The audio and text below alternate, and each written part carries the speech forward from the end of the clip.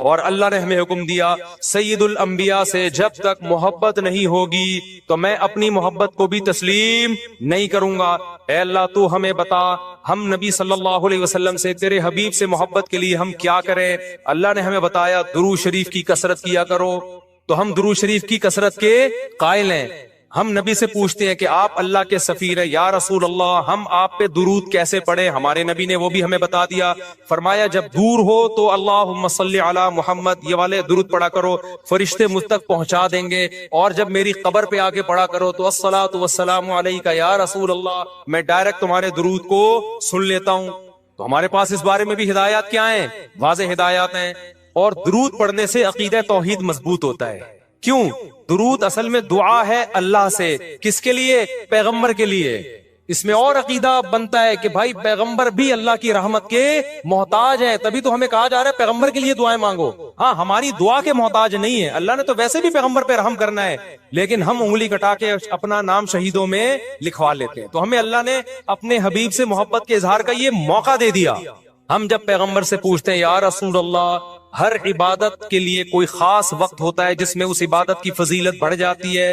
روزہ عام دنوں میں رکھو، 3 روزوں کا ثواب، 10 نیکیوں، 10 روزوں کا ثواب، رمضان میں رکھو گے تو ثواب بڑھ جائے گا۔ تو یا رسول اللہ ہم آپ پہ جب درود پڑھیں تو کوئی ایسا دن ہے، کوئی ایسا ٹائم ہے جس میں درود پڑھنے سے ہمیں ثواب زیادہ ملے گا؟ آپ صلی اللہ علیہ وسلم نے فرمایا ہاں، جمعے کے دن درود پڑھنے کا ثواب، حدیث کا مفہوم ہے، عام دنوں سے زیادہ ہے۔ اس لیے ہمارے جتنے بھی اکابر ہیں وہ جمعے کے دن درود شریف کی کثرت کیا کرتے تھے۔ یا رسول اللہ آپ اللہ کے حبیب ہیں، اللہ نے قرآن میں حکم دیا ہے من یطع الرسول فقد اطاع اللہ، جو پیغمبر کو فالو کرے گا، پیغمبر کی بات مانے گا، وہ ایسے ہی ہے جیسے اللہ کی۔ تو آپ ہمیں بتائیے درود شریف ہم نے بلند آواز سے پڑھنا ہے یا آہستہ آواز سے؟ ہمارے نبی نے ہمیں تلقین کی کیسے؟ آہستہ آواز سے۔ یا رسول اللہ درود ہم نے انفرادی طور پہ پڑھنا ہے یا جتھے بنا کے پڑھنا ہے؟ آپ صلی اللہ علیہ وسلم نے فرمایا دیکھو آخر میں ایک جنتی فرقہ ہوگا، وہ ہوگا جس پر میں اور میرے صحابہ کا عمل۔ صحابہ نے جتھے بنا کے درود کی محفلیں نہیں لگائی ہیں، جس صحابی کو جہاں موقع ملا انہوں نے کثرت سے پیغمبر پر درود پڑھا۔ ہم نے اپنے اکابر کو دیکھا ہے، اپنے علماء کو دیکھا ہے، آج بھی بزرگان دین کو دیکھا ہے، کوئی مسجد کے اس کے کونے میں بیٹھ کے تسبیح ہاتھ میں لے کے درود شریف پڑھ رہا ہوگا، کوئی مسجد کے اس کونے میں بیٹھ کے میرے شیخ اور اپنے علماء مشائخ کو میں نے دیکھا ہے جب مسجد نبی میں جاتے ہیں 2 گھنٹے، 1 گھنٹے، 2.5 3 گھنٹے، عصر سے مغرب تک کا پورا ٹائم پیغمبر صلی اللہ علیہ وسلم کے روضہ رسول کے نبی کے روضے کے قریب سارا ٹائم درود شریف میں گزار دیتے ہیں۔ یہ وہ طریقہ ہے جو پیغمبر سے محبت کا اظہار کا اللہ نے آپ کو بتایا ہے۔ اے اللہ ہم اور کس طرح سے آپ سے محبت کا اظہار کر سکتے ہیں؟ اللہ نے فرمایا کہ جو پیغمبر سے محبت کرنا چاہتا ہے اسے پیغمبر کے اخلاق اور عادات اپنی زندگی میں لانے پڑیں گے۔ ہمارے پیغمبر صلی اللہ علیہ وسلم جب رات کو تہجد کے لیے اٹھتے تھے تو اس کا خیال کیا کرتے تھے کسی کی آنکھ نہ کھلے۔ جب رات کے وقت آپ گھر میں تشریف لاتے اتنا آہستہ آواز سے سلام کرتے کہ جو جاگ رہا ہے وہ جواب دے دے، جو سو رہا ہے اس کی آنکھ نہ کھلے۔ لیکن ہم پیغمبر سے محبت کا اظہار کیسے کرتے ہیں؟ موبائلوں کے سگنل کیا ہو گئے؟ بند۔ یہ محبت کا اظہار کا کیا ہے؟ اتنے بڑے بڑے جلوس، ناچ گانے اور جو میوزک، موسیقی اور تھرکنا اور بھڑکنا اور روڈ بلاک کر دینا، سیکیورٹی کے مسائل کا کھڑا ہو جانا گورنمنٹ کے لیے، اور کس قدر لوگوں کو تکلیف اور اذیت پہنچنا، یہ پیغمبر صلی اللہ علیہ وسلم کی سیرت بولو نہیں ہے۔ یا رسول اللہ ہم آپ سے محبت کے اظہار کے لیے کون سا حلوہ پکا سکتے ہیں؟ ہم نبی سے محبت، جب تک پیغمبر سے محبت نہ ہو ایمان قابل قبول نہیں ہے۔ لیکن محبت کا انداز وہ ہوگا جو اللہ کے رسول نے بتایا ہے۔ یا رسول اللہ ہم آپ کی یاد میں کون سا حلوہ پکائیں، کتنی بریانی کی دیگیں آپ کی یاد میں؟ نبی نے فرمایا جو مجھے یاد رکھنا چاہتا ہے وہ روزے رکھے، کیونکہ نبی صلی اللہ علیہ وسلم نے فرمایا، بخاری مسلم کی حدیث، بدترین برتن جو بھر جائے وہ انسان کا پیٹ ہے۔ یا رسول اللہ ہم کتنا کھائیں آپ کی یاد میں؟ نبی نے فرمایا میری یاد میں مجھے خوش کرنا چاہتے ہو، اللہ کو خوش کرنا چاہتے ہو تو کھانا نہیں بلکہ کھانا چھوڑنا پڑے گا، ناغے کرنے پڑیں گے، روزے رکھنے پڑیں گے۔ آپ نے فرمایا بہترین روزہ داؤد علیہ السلام کا روزہ ہے، 1 دن روزہ 1 دن ناغا، 1 دن روزہ 1 دن ناغا۔ نہیں آئی بات میرا خیال ہے سمجھ میں؟ پیٹ بھرنے سے منع کیا، موٹاپے سے منع کیا.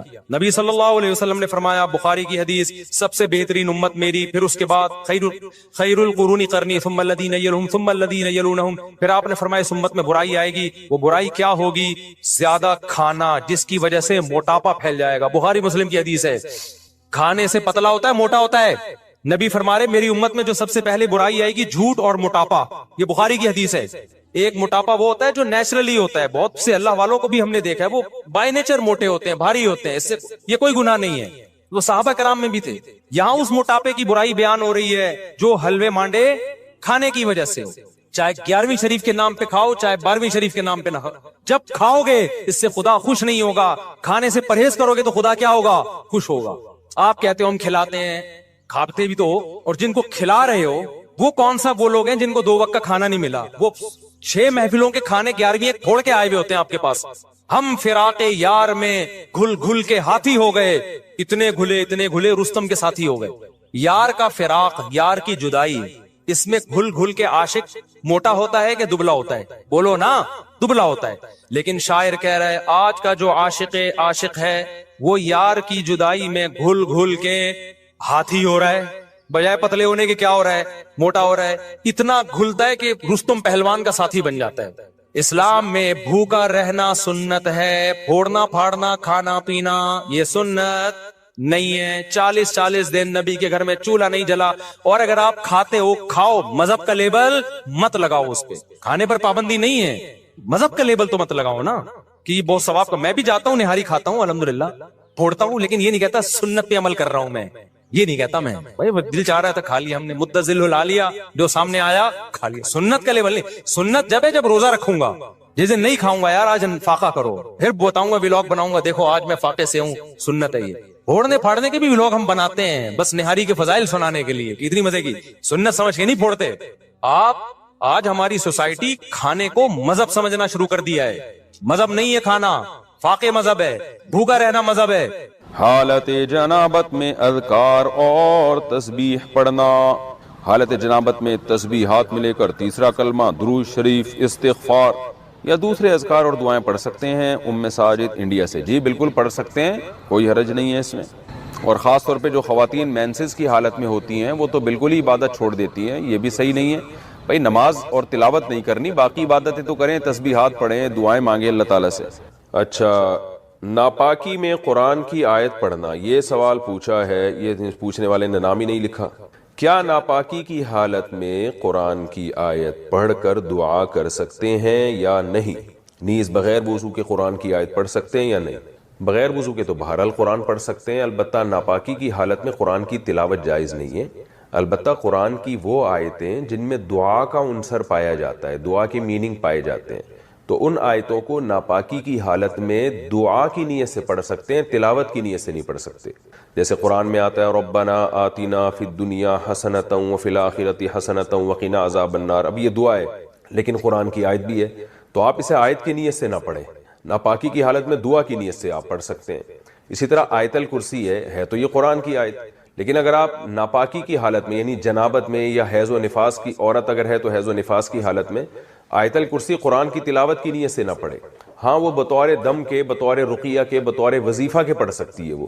اسی طرح سورہ فلق, سورہ ناس ہے, آپ دم کرنے کے لیے تو پڑھ سکتے ہیں, تلاوت کی نیت سے نہیں پڑھ سکتے آپ. ناپاک بستر پر ناپاک کپڑوں میں تلاوت وغیرہ کا حکم. اگر بیڈ یا صوفہ وغیرہ ناپاک ہو جائے تو اس پر بیٹھ کر تلاوت کرنا, ذکر کرنا, یہ دینی بیان سننا جائز ہوگا یا نہیں؟ اس طرح ناپاک کپڑوں میں ان کاموں کا کیا حکم ہے؟ سلمان صاحب لاہور سے. دیکھیں یہ سارے کام جائز ہیں کیونکہ طہارت نماز کے لیے شرط ہے, نماز کے علاوہ عبادت کے لیے طہارت شرط نہیں ہے. لیکن یہ بہرحال ادب کے خلاف ضرور ہے کہ جگہ ناپاک ہے, آپ وہاں بیٹھ کے قرآن کی تلاوت کر رہے ہیں, ناپاک کپڑے پہن کے کر رہے ہیں, تو یہ بہرحال ادب کے خلاف ہے. اس لیے اس سے اجتناب کرنا چاہیے. اس سے تلاوت کی اہمیت بھی دل سے نکل سکتی ہے. اور ہاں بیان سن لیں, اگر اس کو فوری طور پر پاک کرنے میں کوئی تکلیف ہو رہی ہے تو بیان سننے میں کوئی حرج نہیں ہے, لیکن تلاوت کرنا ناپاک کپڑوں میں یہ بہتر نہیں ہے. ناپاکی کی حالت میں آیت کریمہ پڑھنے کا حکم. کیا آیت کریمہ کا ختم بغیر وضو کے ناپاکی میں کیا جا سکتا ہے؟ نیز کیا خواتین دوران حیض آیت کریمہ پڑھ سکتی ہیں؟ فاطمہ بیگم انڈیا سے. آیت کریمہ جب تلاوت پڑھی جاتی ہے نا بطور وظیفے یا دعا کے، تو اس میں قرآن کی نیت نہیں ہوتی، اور علماء نے یہ بات بیان کی ہے فقہا نے کتابوں میں کہ قرآن کی کسی آیت کو بطور وظیفے کے یا بطور دعا کے پڑھا جائے تو وہ قرآن پھر قرآن نہیں رہتا، بلکہ وہ محض ایک دعا بن جاتی ہے، لہذا وہ ناپاکی کی حالت میں بھی پڑھی جا سکتی ہے۔ لہذا آیت کریمہ آپ اگر وظیفے کے طور پہ دعا کے طور پہ پڑھ رہی ہیں تو یہ کام ناپاکی کی حالت میں بھی ہو سکتا ہے۔ اسی طرح آیت کریمہ کے علاوہ سورہ فاتحہ ہے، یا رات کو سوتے ہوئے جو دم کیا جاتا ہے اپنے اوپر سورہ فلق، سورہ ناس اور سورہ اخلاص کے ذریعے، تو یہ سب جائز ہے، اس میں ناپاکی کی حالت میں بھی کر سکتے ہیں، کیونکہ یہ قرآن کی تلاوت کی نیت سے نہیں ہوتا بلکہ یہ دم یا رقیہ کی نیت سے ہوتا ہے۔ قرآن پورا کرنے کے لیے حالت حیض میں قرآن پڑھ سکتے ہیں؟ میرا قرآن ختم ہونے میں 3 پارے رہ گئے ہیں، پیریڈ شروع ہو گئے ہیں۔ میں نے ایک کلپ میں سنا تھا کہ حیض کی حالت میں قرآن پڑھ سکتے ہیں اور تلاوت بھی سن سکتے ہیں، کیا یہ بات صحیح ہے؟ تلاوت سن تو سکتے ہیں، قرآن پڑھ نہیں سکتے۔ اس بارے میں میرا کلپ موجود ہے یوٹیوب پہ، محترمہ ڈاکٹر فرحت ہاشمی کا ایک ان کے حوالے سے ایک بات چلی تھی، اور جو ان کی اکیڈمی میں کام کرنے والی خواتین ہیں انہوں نے ایک فتوے کو وائرل کیا تھا جس میں یہ بتایا گیا تھا کہ حالت حیض میں بھی عورت قرآن کو ہاتھ لگا سکتی ہے۔ اس پر میں نے کلپ ریکارڈ کروایا تھا، تو میں محترمہ ڈاکٹر فرحت ہاشمی صاحبہ کا حوالے سے دے رہا ہوں کہ میرا نام لکھ کے نا جب یہ سرچ کریں گے تو اس پہ وہ کلپ آپ کے پاس آ جائے گا، تو اس میں پہلے پورا مدلل اس پر میرا بیان ہے دلائل کے ساتھ کہ حالت حیض میں عورت قرآن کو ہاتھ نہیں لگا سکتی۔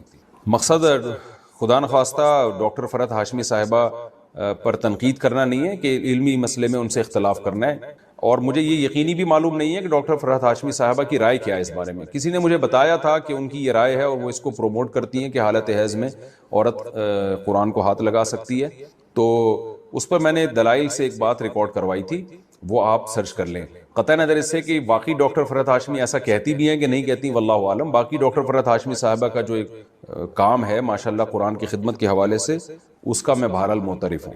کراچی سے ایک خاتون نے سوال پوچھا ہے کہ ایام حیض میں غیر یقینی صورتحال ہو تو غسل کب کریں؟ حیض کے آخری دنوں میں جب ہمیں دن میں صرف یہ 1 یا 2 بار اسپاٹنگ ہوتی ہے، یقین نہیں ہوتا کہ اب خون آئے گا یا نہیں، تو ہمیں غسل کرنے کے لیے کتنا انتظار کرنا چاہیے؟ نیز اگر ہم نے انتظار کیا اور بلیڈنگ نہ ہوئی تو کیا ان نمازوں کی قضا کرنی ہوگی؟ یہ سوال اگرچہ حیا کے خلاف ہے لیکن بہت زیادہ پوچھا جاتا ہے اور خواتین بہت پریشان ہوتی ہیں۔ دیکھیے، جب کم سے کم حیض کی مدت 3 دن ہے، 3 دن کے بعد کسی خاتون کو جب حیض آنا رک جائے تو خواتین کو اپنی عادت کا علم ہوتا ہے، اگر غالب گمان ہو کہ اب دوبارہ بلڈ نہیں آئے گا، حتیٰ کہ اسپاٹنگ بھی نہیں ہوگی، غالب گمان قریب با یقین ہو، تو ان پر لازم ہے کہ وہ غسل کریں اور نماز شروع کر دیں۔ لیکن اس کے بعد اگر 10 دن کے اندر اندر دوبارہ ذرا سی بھی بلیڈنگ ہو گئی، ذرا سی بھی، تو اس کا مطلب یہ تھا کہ وہ جو نماز پڑھی تھی وہ ناپاکی کی حالت میں پڑھی تھی، لہذا وہ نمازیں لوٹانے کی تو ضرورت نہیں ہے کیونکہ وہ نماز ہوئی نہیں سرے سے، لیکن جیسے ہی اسپاٹنگ ہو تو دوبارہ سے رک جائیں نماز پڑھنے سے، اور پھر جب غالب گمان ہو کہ اب دوبارہ بلیڈنگ نہیں ہوگی تو دوبارہ غسل کر کے نماز شروع کریں۔ تو یہ ہے، تو ان کا جو اصل سوال تھا کہ ہمیں غسل کے لیے کتنا انتظار کرنا پڑے گا، تو اپنا غالب گمان دیکھنا پڑے گا آپ کو۔ جب غالب گمان ہو جائے کہ اب بلیڈنگ بالکل بھی نہیں ہوگی تو آپ پر لازم ہے کہ آپ غسل کریں اور نماز پڑھیں، اور اگر اس کے بعد یعنی غالب گمان نہیں ہے یہ، بلکہ ایک تردد ہے کہ شاید ہو شاید نہ ہو، تو پھر غسل کرنا لازم نہیں ہے، کیونکہ الیقین لا یزول بالشک، یقینی چیز تھی حیض کا ہونا، اس کا ختم ہونے کا جب تک یقین نہیں ہوگا تو غسل نہیں کیا جائے گا۔ البتہ بعض دفعہ ایسے ہوتا ہے کسی خاتون کا خیال یہ ہوتا ہے کہ اب دوبارہ مجھے بلیڈنگ ہوگی، اور اس خیال سے انہوں نے غسل ہی نہیں کیا، تو پھر پتہ چلا کہ بلیڈنگ تو نہیں ہو رہی، تو پھر جو نماز قضا ہوئی ہے اس کی قضا بھی کرنی پڑے گی ان کو۔ خواتین کو اس کا بہت خیال کرنا چاہیے کہ جب ایام ہوں ان کے مینسز کے تو وہ نماز کی بہت زیادہ حفاظت کریں۔ قرآن مجید میں اللہ تعالیٰ کے ارشاد حافظوا علی الصلوات، نمازوں کی حفاظت کرو، محافظت۔ تو محافظت اسی طرح سے ہوتی ہے، اس کا خیال کرنا پڑتا ہے۔ تو فجر کی نماز اکثر خواتین کی گول ہو جاتی ہے کیونکہ وہ سوتے ہوئے میں گزر رہی ہوتی ہے اور اس دوران بلیڈنگ بند ہو چکی ہوتی ہے۔ تو جب خواتین کو اندازہ ہو کہ ان کے ایام حیض پورے ہو گئے ہیں، جیسے کسی کو 4 دن آتا ہے، کسی کو 5 دن آتا ہے، ایک عادت ہوتی ہے ہر عورت کی، تو 4 دن جیسے آنے کی عادت ہے، تو 4 دن کے بعد پھر ان پر لازم ہے کہ وہ صبح صادق کے وقت اٹھ کر دیکھیں کہ ہمیں بلیڈنگ آ رہی ہے یا بند ہو گئی ہے. ایسا نہ ہو کہ سوتے سوتے میں نماز ہی قضا ہو جائے. تو اگر بلیڈنگ بند ہو گئی ہے تو اس وقت غسل کر کے فجر پڑھیں. اور اگر بعض دفعہ یہ بھی ہوتا ہے کہ عشاء کی نماز بھی لازم ہو جاتی ہے، مثال کے طور پر صبح صادق کا وقت شروع ہو رہا ہے 5:30 پر، 5:30 بجے صبح، تو اب رات کو تو خاتون کا خیال یہ تھا کہ بلیڈنگ ہو رہی ہے اور آخری دن ہے ان کا ایام حیض کا، تو ان پر لازم تھا کہ وہ صبح صادق سے پہلے اٹھ کے دیکھیں کہ واقعی بند ہو چکی ہے یا نہیں. اگر بند ہو چکی ہے تو پھر یہ عشاء کی نماز بھی واجب ہے، عشاء کی نماز بھی پڑھنی پڑے گی آپ کو. تو بعض خواتین بالکل اس میں غفلت سے کام لیتی ہیں. میں یہ نہیں کہہ رہا کہ ابھی بلیڈنگ شروع ہوئی ہے تو رات کو دوبارہ ہر رات کو اٹھ کے دیکھنا شروع کریں کہ بلیڈنگ ہے یا نہیں ہے. تو جو عادت ہے وہ اس کو تو گزرنے دیں. 3 یا 4 دن کی کسی کو عادت ہے، کسی کو 5 دن کی عادت ہے، لیکن جس دن یہ احتمال شروع ہو جائے کہ اب بلیڈنگ رک سکتی ہے تو اس دن عشاء کی نماز اور فجر کی نماز میں خاص طور پر خیال کریں، کیونکہ یہ 2 نمازیں سوتے میں گزر جاتی ہیں. نماز کی ہر رکعت میں سورہ اخلاص پڑھنا. فرض نماز میں ہر رکعت میں سورہ اخلاص پڑھ سکتے ہیں. خلیفہ شاہ نیو یارک سے پڑھ سکتے ہیں، نماز ہو جائے گی. حدیث میں آتا ہے ایک صحابی نماز میں بار بار سورہ اخلاص پڑھتے تھے. آپ نے ان کو بلا کے پوچھا، انہوں نے کہا مجھے اس سے محبت ہے، تو آپ نے ان کو جنت کی بشارت دی. تو اگر کسی کو عقیدہ توحید سے محبت ہے، اللہ تعالیٰ کی توحید ہے، اس میں اس نیت سے پڑھتا ہے، تو انشاءاللہ کوئی حرج نہیں ہے. لیکن نارملی یہ عمل ناپسندیدہ ہے. صحابہ نے شکایت بھی اسی وجہ سے کی تھی نا کہ نبی کا عام معمول یہ نہیں تھا. تو بہتر یہی ہے کہ ایک رکعت میں کوئی سورت پڑھیں، دوسری میں دوسری پڑھیں، تیسری میں تیسری سنتیں پڑھ رہے ہیں تو تیسری میں کوئی اور سورت. بہتر یہی ہے. کبھی کبھار اگر ہو جائے تو کوئی حرج نہیں ہے. عصر سے پہلے نفل نماز کا حکم. عائشہ صاحبہ نیو یارک سے پوچھتی ہیں عصر سے پہلے نفل نماز پڑھ سکتے ہیں؟ پہلے جتنی چاہیں پڑھیں، بعد میں نہیں پڑھ سکتے. عصر کی نماز کے بعد نفل پڑھنا جائز نہیں ہے. ہاں قضاء عمری پڑھ سکتے ہیں، یا کوئی اور قضا نماز ہو جائے تو وہ پڑھ سکتے ہیں، لیکن نوافل عصر کے بعد نہیں پڑھ سکتے. پہلے جتنے چاہیں پڑھیں. نماز میں آنکھ بند کرنا جائز ہے؟ کیا نماز میں آنکھ بند کر سکتے ہیں اور کتنی دیر تک؟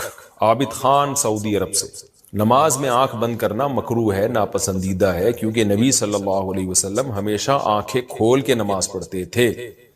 تو اس لیے بہتر یہی ہے کہ نماز میں آنکھ کھول کے نماز پڑھیں آپ. اندھیرے میں نماز پڑھنے کا حکم. اندھیرے میں نماز پڑھنا ممنوع ہے یا نہیں؟ عثمان غنی آئی لینڈ سے. کوئی ممنوع نہیں ہے، پڑھ سکتے ہیں. عبد الرشید صاحب راجستھان انڈیا سے پوچھتے ہیں کیا نماز میں بسم اللہ پڑھنا واجب ہے؟ کیا بسم اللہ الرحمن الرحیم نماز کی پہلی رکعت میں پڑھی جائے گی یا ہر رکعت میں پڑھنا وہ لازم ہے؟ بھائی لازم کسی رکعت میں بھی نہیں ہے، سنت ہے. بہتر ہے جب پہلی رکعت میں آپ اللہ اکبر کہہ کے نیت باندھتے ہیں تو ثنا پڑھیں، ثنا کے بعد اعوذ باللہ من الشیطان الرجیم، پھر بسم اللہ الرحمن الرحیم، پھر سورہ فاتحہ پڑھیں. سورہ فاتحہ کے بعد اگر آپ درمیان سے کہیں سے تلاوت کر رہے ہیں سورت کے تو پھر بسم اللہ نہ پڑھیں. اگر سورت کے شروع سے تلاوت کر رہے ہیں تو پھر بسم اللہ الرحمن الرحیم دوبارہ پڑھیں. اور جیسے الم تر کیف فعل ربک پڑھ لی یا قل هو اللہ پڑھ لی، تو سورت شروع کرنے سے پہلے بسم اللہ پڑھیں آپ، سنت ہے. پھر جب دوسری رکعت کے لیے آپ کھڑے ہوں گے تو پھر سورہ فاتحہ سے پہلے بسم اللہ، اور پھر جب سورہ فاتحہ پڑھ کے نئی سورت شروع کریں گے تو بسم اللہ. اگر سورت شروع نہیں کرتے، قرآن کے درمیان سے پڑھتے ہیں تو پھر بسم اللہ نہ پڑھیں، کیونکہ بسم اللہ سورت شروع کرنے سے پہلے پڑھنا سنت ہے. تو چاہے سورہ فاتحہ ہو یا کوئی نئی سورت ہو، اس سے پہلے بسم اللہ عام حالات میں بھی پڑھنی چاہیے اور نماز میں بھی. ہاں سورہ توبہ جب آپ پڑھیں گے تو پھر اس سے پہلے بسم اللہ الرحمن الرحیم نہ پڑھیں آپ. لیکن یہ واجب نہیں ہے، میں نے بتایا سنت ہے، چھوٹ جائے تو کوئی گناہ نہیں ہے. کیا عشاء کے صرف 4 فرض پڑھ سکتے ہیں؟ اگر کوئی عشاء کی نماز لمبی ہونے کی وجہ سے چھوڑ دیتا ہے تو اگر وہ صرف 4 فرض پڑھ لے تو کیا اس کی عشاء کی نماز ہو جائے گی؟ اسی طرح اگر عصر کی بھی صرف 4 رکعت فرض پڑھ لے تو کیا اس کی نماز ہو جائے گی؟ کوئی گناہ تو نہیں ہوگا؟ حنا صاحبہ بہاولپور سے. جی حنا صاحبہ بالکل فرض نماز ہو جائے گی. 17 رکعتیں سوچ کے نماز ہی چھوڑ دینا عشاء کی، یہ تو بہت بڑا ظلم ہے. تو 4 فرض یہ بہت زیادہ ضروری ہیں. اگر کوئی سنتیں نہیں پڑھ رہا، صرف 4 فرض پڑھ لیتا ہے تو فرض تو ذمے سے ساقط ہو گئے نا، ورنہ فرض چھوڑنا تو کبیرہ بہت بڑا گناہ ہے اسلام میں. تو کسی بھی طرح ہو فرض بہرحال پڑھے. باقی عشاء کے بعد 2 سنتیں مؤکدہ ہیں تو وہ بھی پڑھ لے، کیا جا رہا ہے اس میں، وہ بھی مؤکدہ ہیں. کبھی کبھار چھوڑ دیں تو کوئی حرج نہیں ہے، لیکن چھوڑنے کا معمول بنا لینا اس میں گناہ کا خطرہ ہے. ایسا شخص قابل ملامت ہے. نبی کی سفارش شفاعت سے محروم ہونے کا خطرہ ہے. تو اس لیے 2 سنتوں کو کبھی معمول بنانا چاہیے. کبھی کبھار چھوٹ جائے تو کوئی حرج نہیں ہے, لیکن بہرحال 2 سنتوں میں اور 4 فرض میں زمین آسمان کا فرق ہے. 2 سنتوں کے چکر میں 4 فرض کبھی بھی نہ چھوڑیں. نہیں پڑھے جا رہے تو 4 فرض ہی پڑھ لیں. تو لیکن عام 2 سنتوں کا بھی معمول بنا لیں. تو 6 رکعتیں عشاء کی, جس کو ہم کسی حد تک ضروری کہہ سکتے ہیں. 4 فرض تو وہ تو فرض ہیں بہرحال, اور 2 سنتیں موقدہ ہیں. وہ چھوڑنا حرام اور کبیرہ گناہ تو نہیں ہے, لیکن قابل ملامت ہے ایسا شخص جو سنتیں نہ پڑھے. اور وتر 3 رکعت وتر رہ گئے, وہ پوری رات میں کبھی بھی پڑھ لیں, وہ بھی واجب ہیں. وہ چھوڑیں گے تو گناہگار ہوں گے. باقی عصر سے پہلے 4 رکعتیں پڑھنا وہ سنت ہے, وہ لازمی نہیں ہے. پہلے سوال ہے جی محمد صاحب انڈیا, محمد صاحب کی طرف سے جو انڈیا سے ہیں, کیا نماز میں نیت کے لیے یہ کہنا ضروری ہے کہ میں 4 رکعت فرض نماز پڑھ رہا ہوں, منہ میرا کعبہ شریف کی طرف, امام صاحب کے پیچھے, یا دل میں ہی پتا ہو کہ آپ 4 رکعت فرض پڑھ رہے ہیں تو یہ بھی کافی ہوگا؟ دیکھیں, یہ کہ منہ میرا کعبہ شریف کی طرف اور اس امام کے پیچھے, تو منہ تو کعبہ شریف کی طرف ہوتا ہے تو نماز ہوتی ہے, اس لیے اس کی نیت ضروری نہیں ہے. باقی یہ کہ امام کے پیچھے میں دل میں اتنا ارادہ کافی ہے کہ میں جماعت سے نماز پڑھ رہا ہوں, اب اکیلا نہیں پڑھ رہا. بعض دفعہ انسان صف میں کھڑا ہوتا ہے, اپنی نیت باندھ لیتا ہے, تو دل میں بس اتنا ارادہ ہوتا ہی ہے. جب آپ صف میں کھڑے ہیں تو اور کیا کرنے کے لیے کھڑے ہیں, اپنی نماز تھوڑی پڑھنے کے لیے کھڑے ہیں. تیسرا مسئلہ یہ کہ 4 رکعت فرض پڑھ رہا ہوں, 2 رکعت فرض پڑھ رہا ہوں, یہ نیت لغو ہے. آپ فجر کے 2 فرض پڑھ رہے ہیں اور آپ نیت یہ کریں میں 4 پڑھ رہا ہوں, تو بھی فجر کے 2 ہی ہوں گی, اس سے کوئی فرق نہیں پڑے گا, کیونکہ وہ اللہ کی طرف سے پہلے سے 2 رکعت متعین ہے. آپ کے 4 کہنے سے وہ فرق نہیں پڑے گا. ظہر میں آپ نے یہ نیت کر لی کہ میں ظہر کی 2 رکعت پڑھ رہا ہوں, تو بھی نماز آپ کی ہو جائے گی, کیونکہ ظہر کی 4 رکعت ہوتی ہیں, 2 ہوتی نہیں ہیں. سفر میں آپ نے 2 پڑھنی ہے, اگر آپ نے یہ نیت کر لی میں 4 پڑھ رہا ہوں, تو بھی 2 ہی پڑھنی پڑیں گی اور نماز ہو جائے گی, کیونکہ سفر میں اللہ کی طرف سے 2 متعین ہے. تو صرف اتنی نیت کرنی ہے کہ ظہر ہے یا عصر ہے, کیونکہ ظہر میں آپ کے پاس یہ بھی آپشن تھا کہ آپ پچھلی کوئی قضا پڑھ لیں, یہ بھی آپشن تھا کہ سنت پڑھ لیں, یہ بھی آپشن تھا کہ فرض پڑھ لیں. تو یہ 3 آپشن تھے آپ کے پاس, تو ان میں سے ایک کو آپ نے خود متعین کرنا ہے کہ فرض پڑھ رہا ہوں یا سنتیں. نمبر 2, ظہر پڑھ رہا ہوں یا پچھلی کوئی قضا پڑھ رہا ہوں. تو جب آپ نے یہ نیت کر لی کہ نہیں جی ظہر ہے, تو 4 رکعتیں 2 رکعتیں یہ لغو کام ہو جائے گا, اس کی ضرورت نہیں ہے. بس اتنی نیت کہ ظہر ہے اور فرض ہے بس. یعنی فرض سے میری مراد کہ ظہر ہے, آج کی ظہر ہے, یہ بھی ضروری نہیں کہ فرض ہے, کیونکہ ظہر تو ہے ہی فرض, تو سنت نہیں ہے. سنتیں پڑھ رہے ہیں تو دل میں یہ نیت ہو کہ یہ جس کے بارے میں قبر میں سب سے پہلے سوال ہوگا وہ کیا ہے, نماز. حضرت عمر بن عبدالعزیز کا مشہور مقولہ ہے, ان اہم امورکم عندی الصلاۃ من حفظها فهو لما سواها احفظ ومن ضیعها فهو لما سواها اضیع. کہ انہوں نے اپنے عمال کو خط لکھا تھا, جو حکومت کے سرکاری ملازم تھے نا, ان سب کو خط بھیجا تھا کہ میری نظر میں سب سے اہم ترین چیز نماز ہے, جو اس کی حفاظت کرے گا وہ باقی احکام کی بھی حفاظت کرے گا, جو اس کو ضائع کرے گا تو باقی احکام کو اس سے بھی زیادہ ضائع کرے گا. وہ دیکھیں, باپ نے ایک بات بہت تاکید سے آپ کو کہی ہو, بہت زیادہ وصیتیں کی ہوں کہ یہ کام کرنا ہے, یہ لازمی کرنا ہے, یہ لازمی کرنا ہے, آپ نے وہی نہیں کیا, تو لوگ کہیں گے باقی تو چھوٹے موٹے حکام ہیں, وہ تو ویسے ہی, اب تو وہ تو اس پر تو ویسے بھی عمل نہیں کرے گا. جب اتنی اہم حکم کو توڑ دیا تو اس سے چھوٹے حکم کو تو توڑنا اور آسان ہوتا ہے نا. تو حضرت عمر بن عبدالعزیز نے کیا فرمایا کہ جو نماز چھوڑے گا تو اسلام کے باقی حکام کی وہ دھجیاں اس سے زیادہ اڑائے گا. وراثت تو بہت دور کی چیز ہے, بہنوں کو وراثت دینا اور باقی برائیوں سے بچنا, وہ سب سے اہم تو یہ ہے. تو اب آپ بتاؤ, اسلام میں سب سے اہم حکم توحید کے بعد کیا ہے, یعنی اسلام لانے کے بعد نماز ہے. اور صحابہ کا اختلاف جو ہوا کس مسئلے میں ہوا, نماز کے مسئلے میں. پھر نماز میں اختلاف میں بھی سب سے اہم اختلاف نماز پڑھنا یا نہ پڑھنا ہے, کیونکہ نماز کے طریقوں میں اختلاف یہ کم درجے کا ہے. پڑھ تو رہا ہے نا کہ رفع الیدین سے پڑھنا ہے یا رفع الیدین کے بغیر پڑھنا ہے, زور سے آمین کہنا ہے کہ آہستہ آمین کہنا ہے, ٹانگیں چوڑی کرنی ہے کہ پتلی کرنی ہے, ہاتھ یہاں باندھنے ہیں کہ یہاں باندھنے ہیں. یہ کم درجے کا اختلاف ہے. ایک اختلاف یہ ہے کہ رکعتوں میں اختلاف ہو جائے کہ 4 پڑھنی ہے کہ 2 پڑھنی ہے، یہ تھوڑا اور بڑا اختلاف ہے. اور ایک اختلاف یہ کہ اس پہ ہو جائے کہ پڑھنی ہے کہ نہیں پڑھنی، یہ اس سے بھی زیادہ. بولتے کیوں نہیں بھائی؟ یہ ٹیکنیکل پوائنٹ ہے، ان کو یہ کتابوں میں نہیں ملیں گے آپ کو، ان کو نوٹ کر لیا کریں. نماز پڑھنی ہے کہ نہیں پڑھنی، سرے سے عدم اور وجود میں اختلاف ہو رہا ہے. ہمارے تو اس سے کم درجے کے پھڈے ہیں، ہمارے جو جھگڑے ہیں نا، ہم تو رفع یوں کرنا ہے کہ نہیں کرنا ہے. پھر جو کہتے ہیں یوں کرنا ہے وہ کہتے ہیں نہیں بھی کرو تو ہو جائے گی بہرحال، لیکن کر لو. ہم کہتے ہیں بھائی نہ کرنا بہتر ہے. نبی کی آخری نماز کیا تھی؟ نہ کرنے والی. دلائل دونوں طرف ہیں، اختلافی مسئلہ ہے، اس میں کسی ایک طرف شدت جائز نہیں ہے. ہمارے پاس اپنے دلائل ہیں، زور سے آمین ہے، آہستہ آمین ہے، ٹانگیں چوڑی ہیں، پتلی ہیں. یہ بہت کم درجے کا اختلاف ہے. بڑا اختلاف یہ تھا کہ پڑھنی بھی ہے کہ نہیں پڑھنی. پھر اس سے بھی بڑا اختلاف یہ ہے، ایک اگر پڑھنے اور نہ پڑھنے میں اختلاف ہوتا، لیکن اختلاف کی نوعیت یہ ہوتی کہ پڑھنا مستحب ہے یا نہ پڑھنا مستحب ہے، تو یہ بھی بڑا اختلاف تھا. مگر یہ مستحب کا ہو رہا ہے اختلاف، کہ پڑھنا بہتر ہے یا نہ پڑھنا بہتر ہے. دونوں فریق کہہ رہے ہوتے جائز تو ہے لیکن بہتر ہے کہ نہ پڑھو. ایک کہہ رہا ہوتا کہ جائز تو ہے کہ نہیں پڑھو لیکن بہتر ہے کہ پڑھ لو. خوب اچھی طرح سمجھیں جو بات سمجھائی جا رہی ہے، اللہ کرے ذہن میں اتر جائے. نبی صلی اللہ علیہ وسلم نے بنو قریظہ کی طرف ایک لشکر روانہ کیا، اور آپ صلی اللہ علیہ وسلم نے اس لشکر سے فرمایا کہ جب تک بنو قریظہ نہ پہنچ جاؤ، عصر کی نماز کسی نے بھی ادا نہیں کرنی. عصر وہاں پہنچ کے پڑھنی ہے.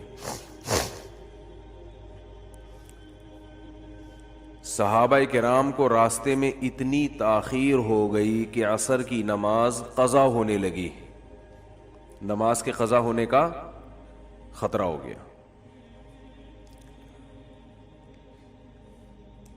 بعض صحابہ نے یہ کہا کہ نبی صلی اللہ علیہ وسلم کا جو مقصد تھا وہ عصر کی نماز کو قضا کرنا نہیں تھا. عصر کی نماز کو قضا کرنا مقصد نہیں تھا، کیونکہ آپ صلی اللہ علیہ وسلم کو علم تھوڑی تھا کہ نماز راستے میں قضا ہو جائے گی. آپ کا مقصد یہ تھا کہ تسلی سے اپنے مقام پہ پہنچ کے ہم نماز